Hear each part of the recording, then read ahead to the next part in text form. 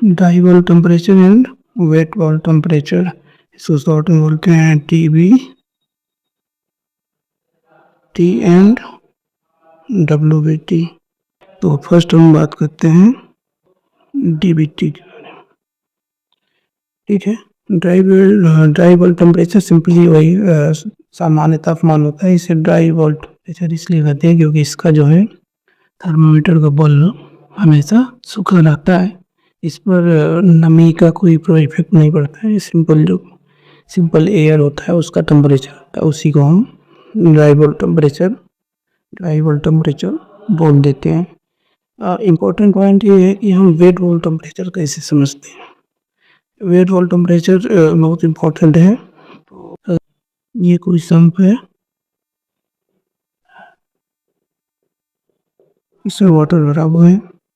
इस वाटर का temperature 45 degree centigrade है। इसमें हम से एयर को ड्राई एयर को जो है यहाँ से करते हैं, आगे जाता है। तो हम इसमें कुछ सेंसिबल हीट और कुछ लेटेंट हीट होगी। तो ये हमारा एयर इसके ऊपर जा रहा है। लेटेंट हीट सपोज करते हैं 40 degree centigrade. Water vapour pressure कौन सा P से डिनोट कर देते हैं।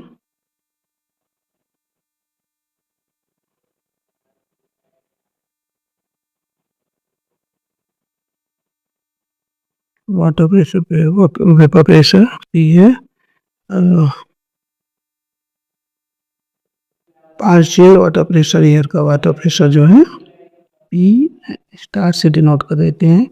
इसमें आपको ये समझ में आ रहा होगा, P जो है बड़ा होगा हमेशा P स्टार से। ये आप समझ के रखिए। सपोज कीजिए तो एक थर्मामीटर है हमारे पास, ये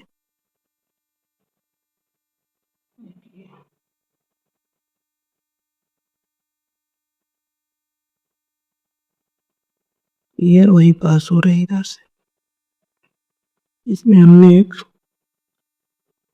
वेट क्लॉथ लगा दिया, एक कपड़ा लगा लपेट दिया जो कि गीला है, और उसका जो पानी का टेम्परेचर जिससे हमने गीला किया है उसका टेम्परेचर इस एयर के टेम्परेचर से ज़्यादा है। ओके, तो इसमें जो ये टेम्परेचर होगा T1 और ये टेम्परेचर होगा T2। तो TW यानी वाटर टेम्परेचर हमेशा जो है, हमेशा नहीं इस कंडीशन में कि एयर के टेम्परेचर से ज़्यादा है। इसमें हम समझाना ये चाह रहे हैं, अब मेन चीज़ अब स्टार्ट होती है कि एयर तो सेम है, सेम एयर इसको भी मिल रही है, सेम एयर इसको मिल रही है। तो इसमें टेम्परेचर जो शो कर रहा है T2 हम कम क्यों है T1 से, ऐसा क्यों हो रहा है। जस्ट यही फंडा, यही जो प्रिंसिपल लगता है कूलिंग टावर में। कूलिंग टावर अपने जो एयर टेम्परेचर हो उससे ज़्यादा ठंडा करता है। इसमें जस्ट क्या प्रिंसिपल लग रहा है इसको हम समझते हैं थोड़ा सा, कि भीगे कपड़े से अगर हम इसको रुई से या गत्ते से हमने कवर कर दिया जिसका टेम्परेचर कम किया हो गया, जबकि इसका टेम्परेचर जो है एयर के टेम्परेचर से बहुत ज़्यादा है। तो इसमें प्रिंसिपल क्या लग रहा है, इसी को हम लोग समझेंगे।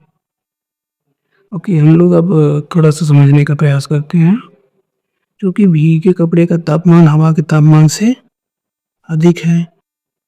ठीक है, हम लोग अभी बात करते हैं इसलिए कि कैसे वेपराइजेशन होता है, जबकि टेम्परेचर जो है वो वाटर टेम्परेचर एयर के टेम्परेचर से ज़्यादा है। इसलिए क्योंकि वेपर एयर का टेम्परेचर कम है तो उसको एयर वाटर को हीट नहीं दे पाएगी। जनरली हीट का एनर्जी का ही प्रिंसिपल होता है कि ज़्यादा से कम की तरफ फ्लो करती है। तो क्या करेगा, तो वेट यानी वेट क्लॉथ है, इसमें टेम्परेचर ज़्यादा है, तो इसके जो हाई मॉलिक्यूल्स काइनेटिक, जिसकी भी हाई काइनेटिक एनर्जी होगी जिस मॉलिक्यूल्स में, उससे टेम्परेचर लेना शुरू करेगा, तो उस मॉलिक्यूल्स का टेम्परेचर जो है कम होना शुरू होगा, डिक्रीज होगा। ठीक है, उसका टेम्परेचर कम होना शुरू होगा और धीरे धीरे वेपराइज होना स्टार्ट हो जाएगा। और ये क्रिया जो है, यह प्रक्रिया तब तक चलेगी जब तक कि टेम्परेचर जो है वाटर का टेम्परेचर एयर के टेम्परेचर से इक्विलिब्रियम में न आ जाए, मतलब बराबरी में न आ जाए, तब तक ये प्रक्रिया चलती रहे। जब ये दोनों बराबर हो जाएंगे, तब जब तक नहीं होगी जब तक ये प्रक्रिया चलती रहेगी। नेक्स्ट हम लोग समझते हैं इसमें आगे ही, अभी कंप्लीट नहीं हुआ है। ये प्रक्रिया तब तक चलेगी जब तक कि इसके टेम्परेचर बराबर न हो जाए। एक बार ये टेम्परेचर बराबर हो गया, तब भी एयर जो है वाटर को हीट नहीं दे पाएगा। मीन्स बराबर होने पर टेम्परेचर TW, टी एयर होने पर भी जो है तब भी हवा से हीट नहीं मिलेगी। इसके लिए वेपोराइजेशन के लिए, मतलब वाष्पीकरण के लिए तब भी इसको हीट नहीं मिले, तब क्या होगा, इसके आगे अब स्टार्ट होता है आगे। अब क्योंकि हाई काइनेटिक एनर्जी वाले मॉलिक्यूल्स जो हैं वो खत्म हो चुके हैं, अब क्या होगा कि ये उसी मॉलिक्यूल से, अपने कुछ मॉलिक्यूल से लेटेंट हीट लेना शुरू करेगा। लेटेंट हीट लेकर के ये वेपराइज होगा वाटर।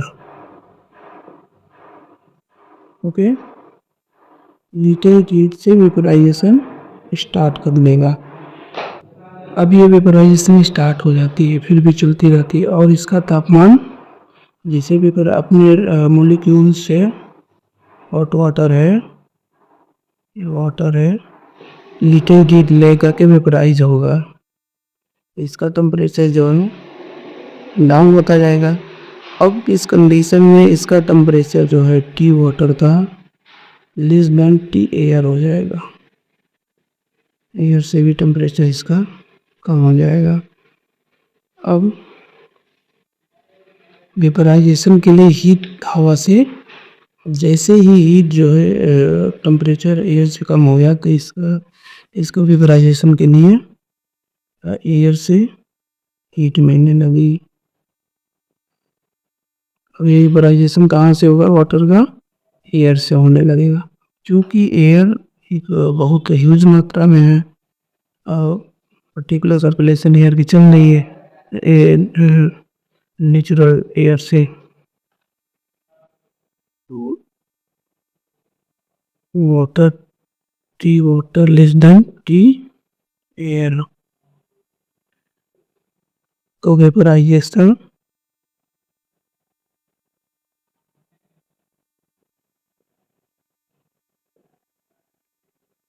हीट जो है एयर से मिलने लगी, क्योंकि एयर का टेम्परेचर डाउन हो गया वाटर से, इसलिए इससे कंटिन्यूस हीट मिलने लगी।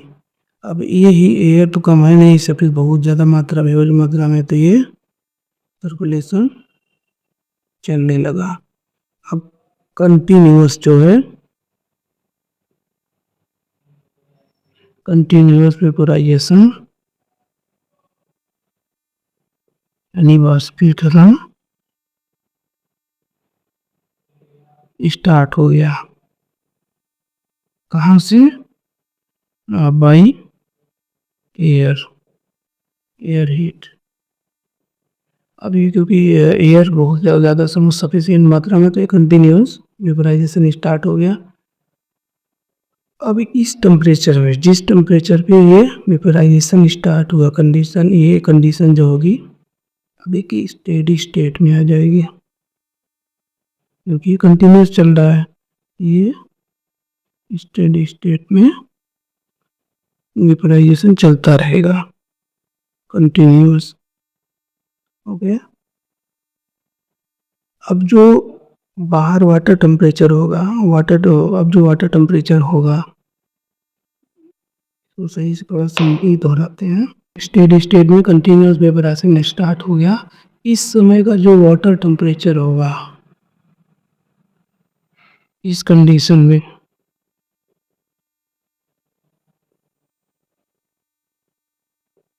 जो वाटर टेम्परेचर होगा यही टेम्परेचर जो है वेट वाल्व टेम्परेचर कहलाएगा। सिंपल। अब ये टेम्परेचर जो होगा वाटर का यही वेट वाल्व टेम्परेचर होगा जो कि एयर से कम होगा। Just simple wet valve temperature. ये आई थिंक समझ में आया होगा आप लोगों को।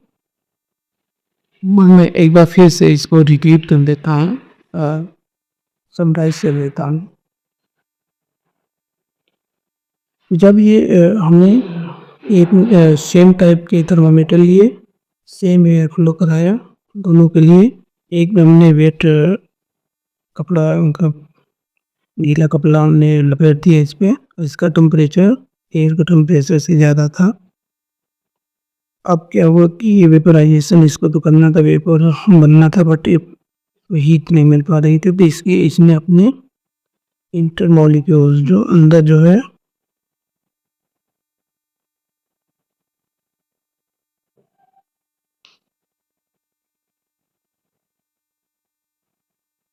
हाई काइनेटिक एनर्जी वाले जो है मॉलिक्यूल्स थे उनसे टेम्परेचर लेकर के हीट लेकर के वेपराइजेशन स्टार्ट कर दिया इसने। बट वो ज़्यादा देर तक नहीं चला क्योंकि एक लिमिट थी उनको हाई काइनेटिक मॉलिक्यूल्स की एनर्जी की। जब वो ख़त्म हुआ लेकिन उसने इतना इम्पैक्ट डाल दिया कि उसका टेम्परेचर पहले से कम हो गया। इतना हो गया कि वो एयर के टेम्परेचर के बराबर आ गया। एयर के टेम्परेचर के बराबर एक बार आ गया तो उसने फिर भी एयर से हीट नहीं मिली है क्योंकि वेपराइजेशन के लिए, बट वेपराइजेशन कंटिन्यूस होना था। तो उसने अपने लिटेंट हीट मॉलिक्यूल्स के कुछ मॉलिक्यूल्स के लिटेंट हीट को लेकर के वेपराइजेशन स्टार्ट रखा। इस कंडीशन में वेपराइजेशन स्टार्ट था तो इसका टेम्परेचर लगातार डाउन होता गया। एक ऐसी कंडीशन आ गई कि उसका टेम्परेचर एयर के टेम्परेचर से कम हो गया। जैसे ये कंडीशन आई, एयर के टेम्परेचर से कम हुआ वाटर टेम्परेचर, जैसे ही कम हुआ एयर से हीट मिलने लगी क्योंकि टेम्परेचर वाटर का कम हो गया था, इसका ज़्यादा हो गया। एयर से हीट मिलने लगी और वेपराइजेशन के लिए वेपराइजेशन कंटिन्यूस हो गया। एक सर्कुलेशन बन गया कि वो वेपराइजेशन स्टार्ट हो गया क्योंकि एयर में एयर मास क्वांटिटी में था, बहुत ज़्यादा क्वांटिटी में था, कुछ लो था, उसमें स्टार्ट हो गया। अब इस कंडीशन में जिसे हो गया ये स्टेडी स्टेट में आ गया, मीन्स एक कंटिन्यूस प्रोसेस में आ गया। ये कंडीशन हो गई स्टेडी स्टेट हो गई।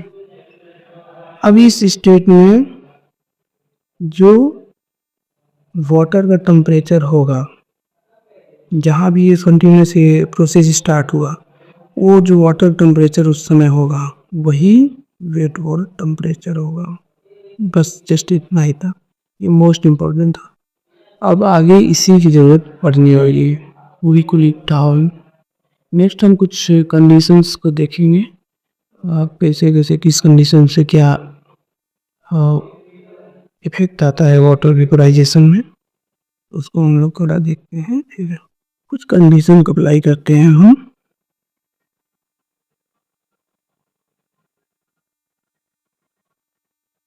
कंडीशन फर्स्ट को देखते हैं हम लोग। फर्स्ट कंडीशन में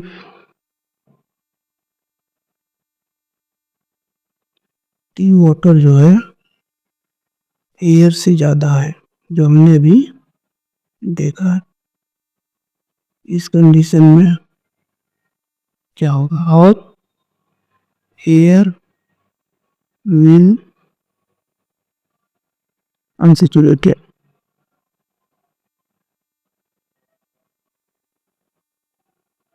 एयर अनसेचुरेटेड है और वाटर के टेम्परेचर से एयर का टेम्परेचर कम है। तो इस कंडीशन में क्या होगा, यदि टी वाटर वेपर इक्वल हो जाए टी एयर हो, दिस और क्वेश्चन,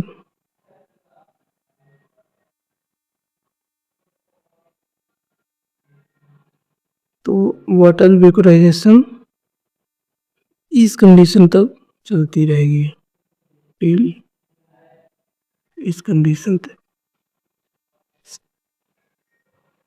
फर्स्ट कंडीशन हमने लिया कि वाटर टेम्परेचर एयर टेम्परेचर कम है और एयर जो है अनसेचुरेटेड है। अनसेचुरेटेड में क्या है, टी का water temperature, water vapour temperature और टेम्परेचर और एयर प्रेशर टेम्परेचर यदि बराबर है तो वेपराइजेशन चलेगी।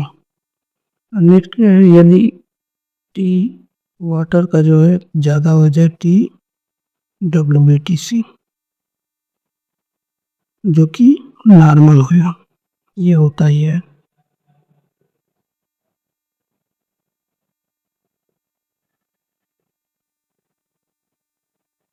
ना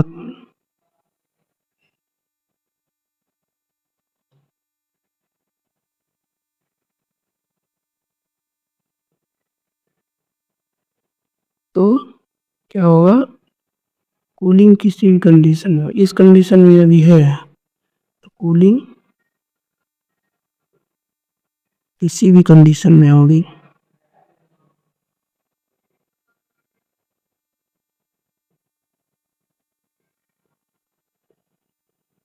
यदि बेड वॉल टेम्परेचर से वाटर टेम्परेचर डाउन है या सॉरी अधिक है तो कूलिंग होनी है। इसके अलावा एक और होगा, यदि टी वाटर टेम्परेचर जो है टी बेड वॉल टेम्परेचर से बराबर हो गया तब क्या होगा, इसमें तो मास ट्रांसफर होगा, मतलब वेपराइजेशन होगा बट कूलिंग नहीं होगी।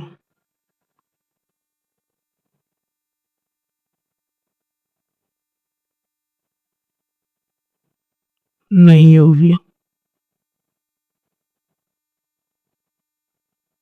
इस कंडीशन में, यदि बेड वॉल टेम्परेचर से वाटर टेम्परेचर। तीसरा ये है कि यदि वाटर टेम्परेचर कम हो जाए बेड वॉल टेम्परेचर से तब क्या होगा, कूलिंग टावर हमेशा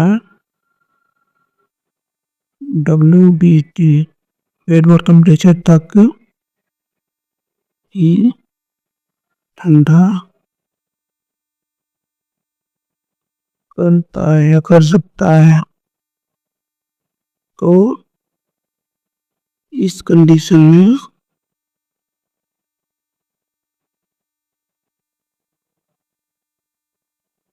कूलिंग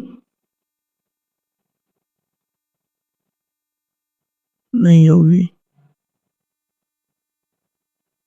इससे आप ये बात समझ सकते हैं लिए के लिए कि कूलिंग हमेशा इस कंडीशन होगी, बेड वॉल टेम्परेचर हमेशा डाउन होना चाहिए, वाटर टेम्परेचर से बराबर होगा तब भी कूलिंग नहीं होगी और कम होगा तब भी कूलिंग नहीं होगी। ये फर्स्ट कंडीशन था। हम नेक्स्ट मूव करते हैं नेक्स्ट पे। नेक्स्ट कंडीशन पे हम बात करते हैं, यदि टेम्परेचर जो है वाटर का एयर से कम हो तब क्या कंडीशन, क्या इफेक्ट आएगा। इसमें क्या होगा, इवेपोरेशन रहेगी,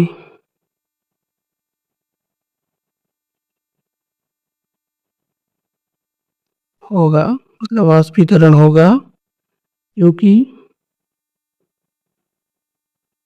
मास ग्रेडियंट है।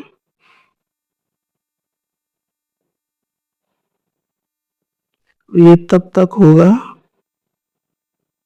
जब तक टी डब्ल्यू लेस रहेगा टी एयर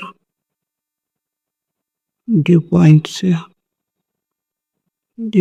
जब तक कम रहेगा, जब तक ये इवेपोरेशन स्टार्ट रहेगा। और यदि टी डब्ल्यू जो है इसके बराबर हो गया टी एयर ड्यू पॉइंट से, ये हो गया, तब क्या होगा, मास ट्रांसफर रुक जाएगा, मतलब इवेपोरेशन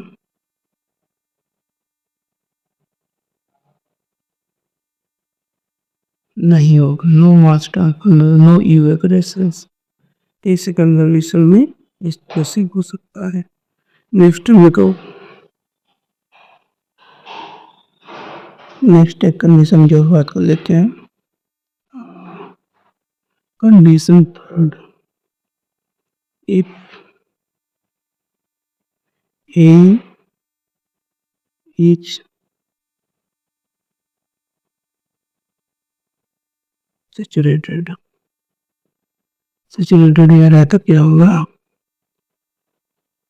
डेड बॉल टेम्परेचर इस कंडीशन में वेट बॉल टेम्परेचर के इक्वल हो, क्योंकि एयर सैचुरेट हो गई, उसमें जलवाष्प मात्रा बराबर हो गई।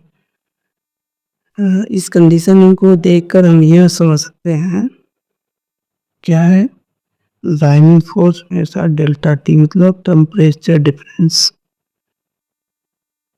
T cooling tower, cooling water का temperature, T wet bulb temperature. Cooling किससे हो रही है, इसी कूलिंग फोर्स इसी बोल सकते हैं, ड्राइव फोर्स। कूलिंग टावर पे यही फोर्स चला रहा है, सिंपल हम इसको ये बेच सकते हैं। अभी तक का जो हमने पढ़ा, ये सिंपली कूलिंग टावर था। ये आगे हम लोग और डिस्कस करेंगे कि स्ट्रक्चर कूलिंग टावर का क्या होता है, अप्रोच वैल्यू क्या होती है, रेंज क्या होता है, इफेक्टिवनेस कैसे कैलकुलेट किया है, हीट लोड या कैपेसिटी कैसे कैलकुलेट करेंगे, या फिर कैसे मैक्सिमाइज कर सकते हैं, COC क्या होता है, फ्लो डाउन्स क्या होते हैं, इनके बारे में आगे हम डिस्कस करेंगे नेक्स्ट वीडियो में। तब तक लिए थैंक यू।